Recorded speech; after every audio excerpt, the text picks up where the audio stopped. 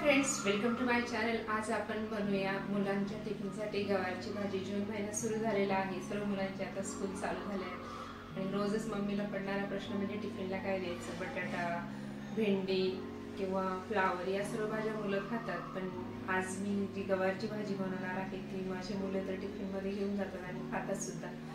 तर चला, आज मी थोडी वेगळ्या पद्धतीची गवारची भाजी कशी बनवायची ती दाखवणार आहे। व्हिडिओ शेवटपर्यंत बघा आणि व्हिडिओ जर आवडला असेल तर एक लाईक नक्की।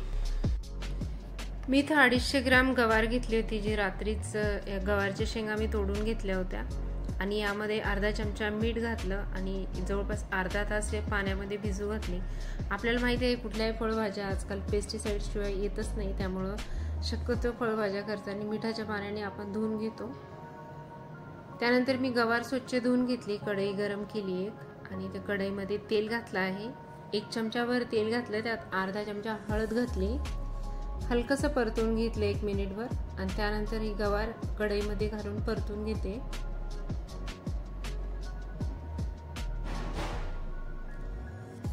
एक 4 ते 5 मिनिटांसाठी गवार परतून घेतली की भाजीला चव खूप छान लागते। बरेच जण गवार पाण्यामध्ये उकडतात, पण पाण्यामध्ये गवार उकडल्यामुळे पाणी घातल्यामुळे गवारची चव जाते आणि मग लहान मुलं तर सोडा, पण मोठी माणसं सुद्धा खात नाही। त्यानंतर मी यामध्ये थोडंसं मीठ घातलं आणि व्यवस्थित मिक्स करून याला झाकण ठेवलं आणि बारीक गॅसवर ठेवून दिलं। आणि तुम्ही बघू शकता मस्त असं पावसाचं आगमन झालेलं आहे। जून महिना आहे आणि मेच्या उष्णतेने गरम झालेलं सर्व पृथ्वी आणि आजूबाजूचं वातावरण हवेहवेसं वाटणाऱ्या पावसाची वाट बघत होते आणि मस्त आज सकाळीच पावसाला सुरुवात झालेली आहे। थोडासाच पावसाचा आनंद घेतला आणि त्यानंतर बॅक टू पवेलियन म्हणत आपल्या कामाला हजर झालेली आहे। मी गवार परतून घेतली, 2-3 मिनिट झाले होते, त्यामध्ये फक्त 1 चमचाभर मोठा चमचा जो आहे तो भरून घेतला मी आणि तेवढंच पाणी घातलं आणि परत एकदा झाकण ठेवून दिलं। आपली गवार परतून होते तोपर्यंत आपण मसाल्याची तयारी करून घेऊया। हे बघा, जवळपास 4-5 मिनिटं झाले होते, हलकीशी गवार परतून झाली।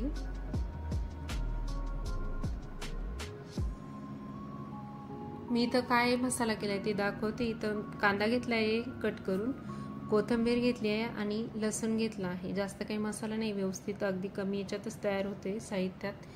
थोडेसे शेंगदाणे भाजून घेतले होते, फिरवून घेतले, एक अर्धी वाटीभर शेंगदाणे घेतले आहे। तुम्ही यामध्ये शेंगदाण्याची जो कूट आहे तो कमी जास्त करू शकता। मी असं जाडसर कूट वापरते जेणेकरून ही गवार खूप छान लागते।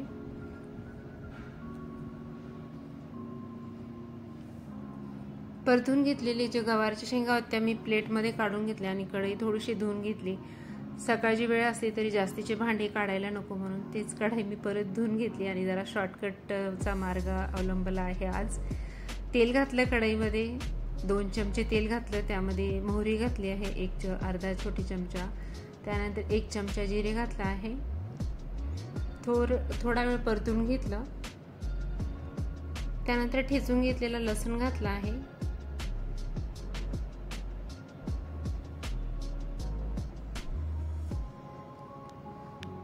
हलकासा कलर बदलला लसूणचा, त्यानंतर यामध्ये घातला आहे कांदा, 1 कांदा कट करून घेतला होता तो घातला। कांद्याला पण व्यवस्थित परतून घ्यायचं। कांदा परतून झाला त्यानंतर आता आपण यामध्ये सुके मसाले घालणार आहे।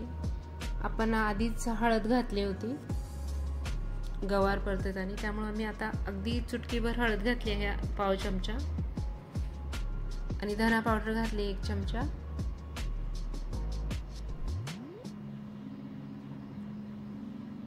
यामध्ये घरगुती तिखट घातलं आहे 3 चमचे, छोटा चमचा आहे हा, त्यामुळे 3 चमचे घातले। हलकसं परतवून घेतलं आणि कांदा लसूण मसाला घातला आहे 1 चमचा, घरी तयार केलेला कांदा मसाला लसूण मसाला आहे हा। परतवून घेतलं परत।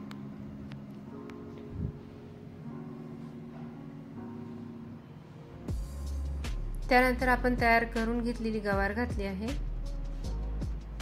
व्यवस्थित मिक्स करून घ्यायचं